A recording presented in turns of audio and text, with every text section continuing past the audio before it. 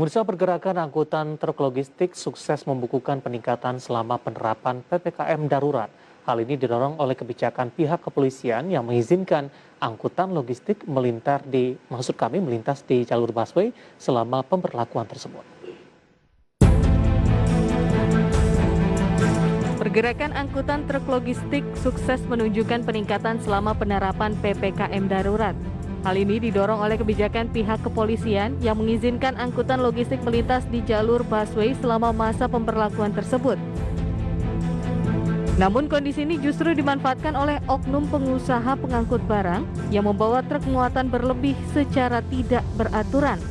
Ketua Bidang Advokasi dan Kemasyarakatan Masyarakat Transportasi Indonesia, Joko Setiowarno, mengungkapkan bahwa selama masa PPKM darurat, angkutan logistik dinilai harus mendapat prioritas utama, di mana pihak MTI meminta pemerintah untuk menyiapkan kebijakan dalam mengatur lalu lintas jalannya angkutan truk logistik.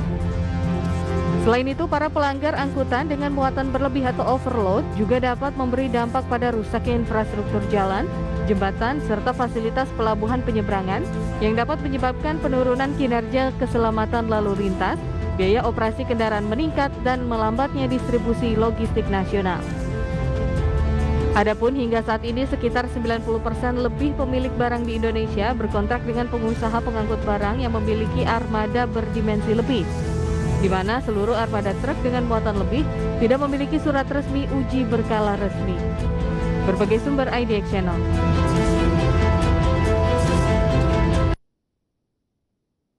Terima kasih untuk Anda yang masih bergabung bersama kami. Di segmen ini kita akan membahas topik yang berbeda, sektor logistik masuk prioritas dalam penerapan PPKM darurat, dan saat ini kami sudah terhubung melalui via Zoom bersama dengan Bapak Joko Setiowarno yang merupakan Ketua Bidang Advokasi dan Kemasyarakatan MTI atau Masyarakat Transportasi Indonesia. Kita akan langsung sapa saja.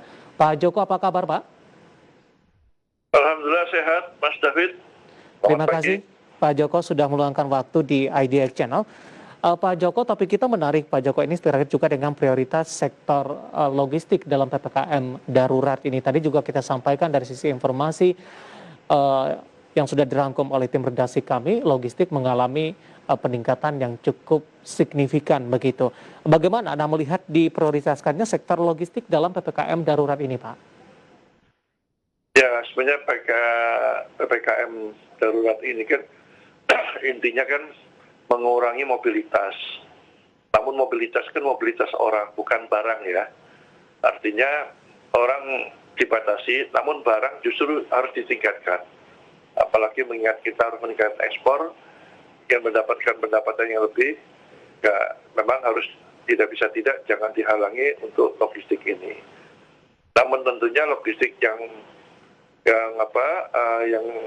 menggunakan angkutan jalan raya juga harus mengikuti aturan yang ada. Jangan sampai logistik ini bisa melanggar aturan di jalan raya.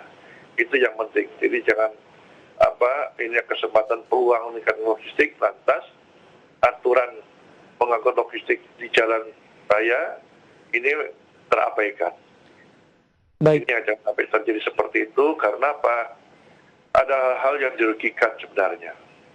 Pak Joko, melanggar aturan dalam hal ini seperti apa, Pak? Dari pandangan MTI atau mungkin ada beberapa temuan?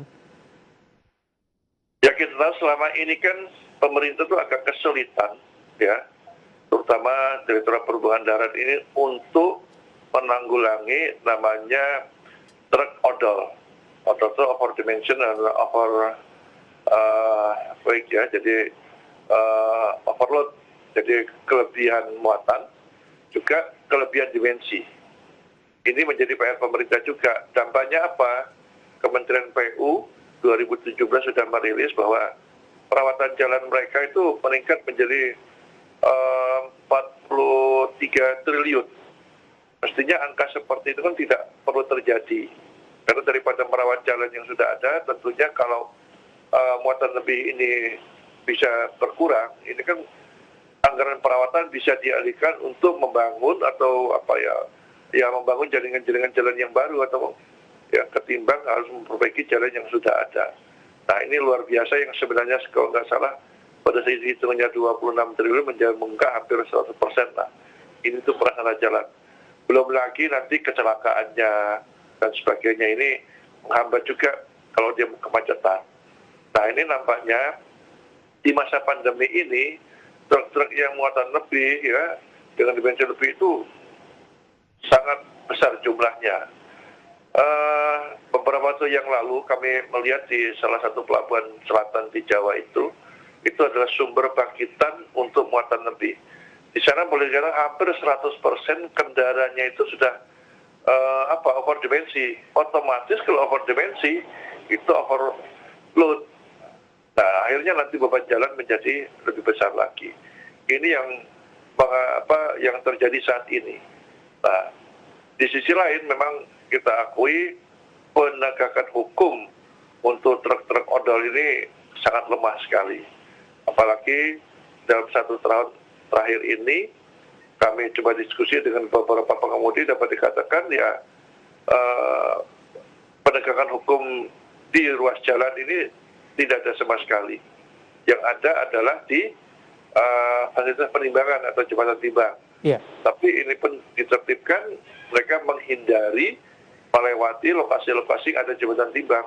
Nah, contohnya di Pantura umpamanya. Di Pantura itu mereka nggak lewat Pantura, lewatnya jalan tol. Nah, jalan tolnya menjadi masalah juga kan, cepat rusak. Baik, kondisi ini sudah berlangsung lama Pak Joko. Apakah sebelum pandemi ini sudah terjadi begitu? Kemudian sebelum adanya PPKM darurat, pembatasan-pembatasan lainnya sudah diberlakukan sebelumnya. Apakah kondisinya juga berlangsung sama? Sebenarnya sudah lama berlangsung itu.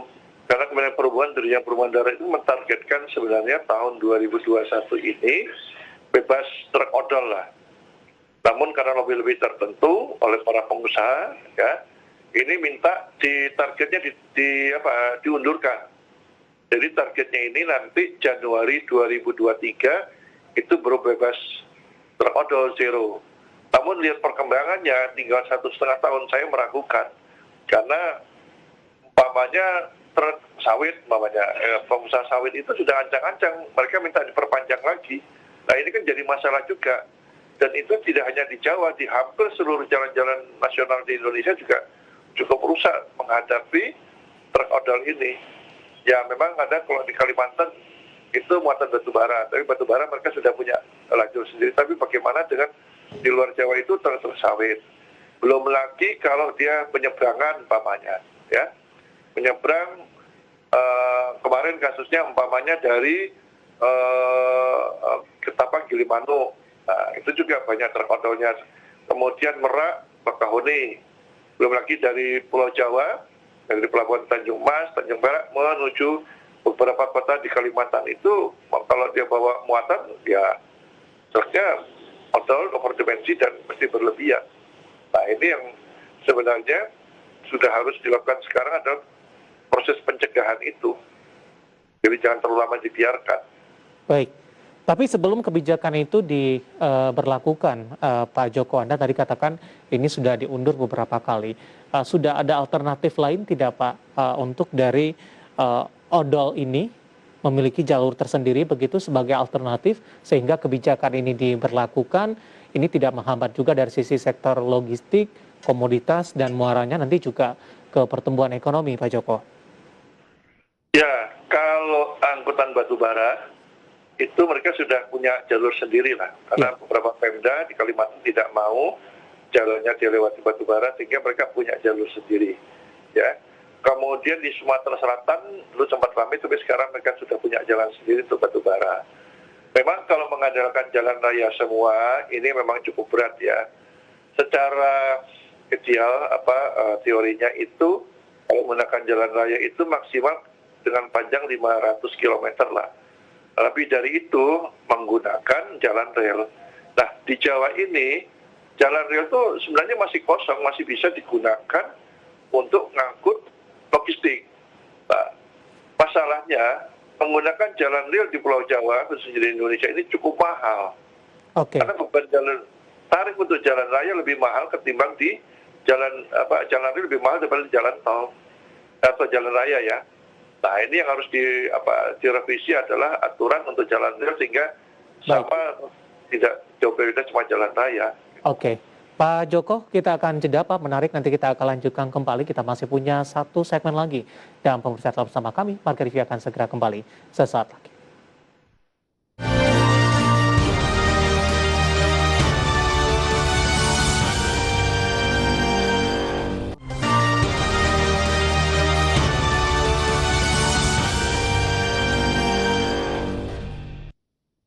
Kita sudah sampai di segmen terakhir di Marga Review dan terima kasih juga untuk Anda yang masih bergabung bersama kami dan kita masih berbincang bersama dengan Bapak Joko Setiawarno, Ketua Bidang Advokasi dan Kemasyarakatan MTI, Masyarakat Transportasi Indonesia.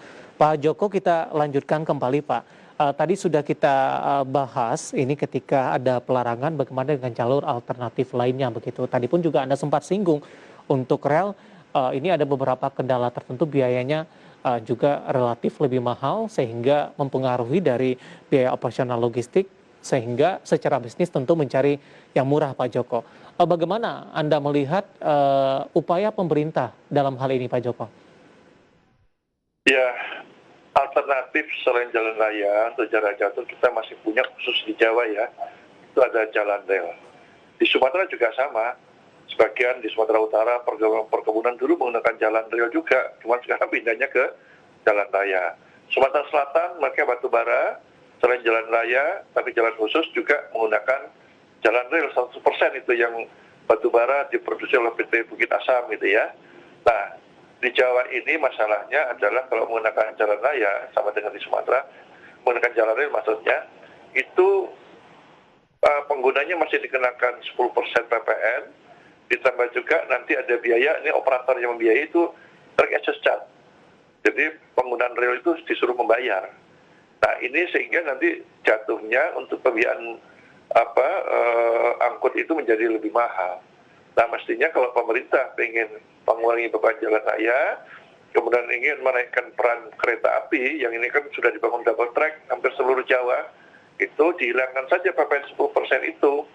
Ya kan, kemudian TAC-nya juga dihilangkan untuk sementara waktu, sehingga apa, ini kan cuma perpindahan aja, ketimbang jalan rayanya rusak, ya makin lebih tinggi, toh semuanya juga muaranya di APBN, ya, itu untuk pemindahan. Kemudian bagaimana kalau di pelabuhan itu masih juga sering terjadi, memang beberapa penghuninya sudah hilang, tetapi muatan lebih masih, ya di setiap pelabuhan besar atau kecil itu sudah saatnya dipasang hasil penimbangan, sehingga semua kendaraan-kendaraan angkutan barang itu harus mulai penimbangan itu, sehingga bisa terkontrol kapal-kapal itu bisa memuat lebih banyak lagi ketimbang sekarang ini.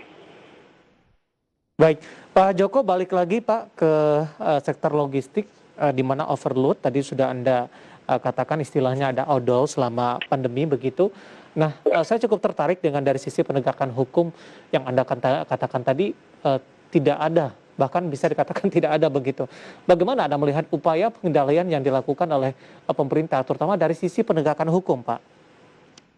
Ya, memang kalau di sisi penegakan hukum itu, kalau melihat regulasinya di Undang-Undang Lalu Lintas Angkutan Jalan itu dendanya terlalu murah. Itu maksimal cuma Rp500.000. Ya, kalau kita belajar di banyak negara, itu cukup tinggi. Denda itu ada sampai 100 juta, ada 120 juta. Nah, kita harus meniru itu. Makanya kami itu mengusulkan dalam revisi, tahun ini kan sudah mulai masuk mungkin tahun depan ya, Undang-Undang Angkutan Jalan, merevisi denda maksimal yang diberikan. Ada denda minimalnya berapa, maksimalnya juga jangan sampai terlalu murah. Sehingga itu ada efek jerah, selama dia masih membayar murah, tetap dilakukan. Ya, jadi kita harus belajar negara lain, semuanya rata-rata, selain mereka juga menerapkan teknologi. Nah, teknologi juga harus diterapkan juga. Sekarang kita tidak bisa mengandalkan ya teknologi saja dengan WIN lah, ya, dengan WIN. Jadi work in motion itu sangat membantu sekali. Jadi tidak semua kendaraan harus masuk jembatan timbang. Jadi kalau itu dipasang di ruas jalan akan ketahuan.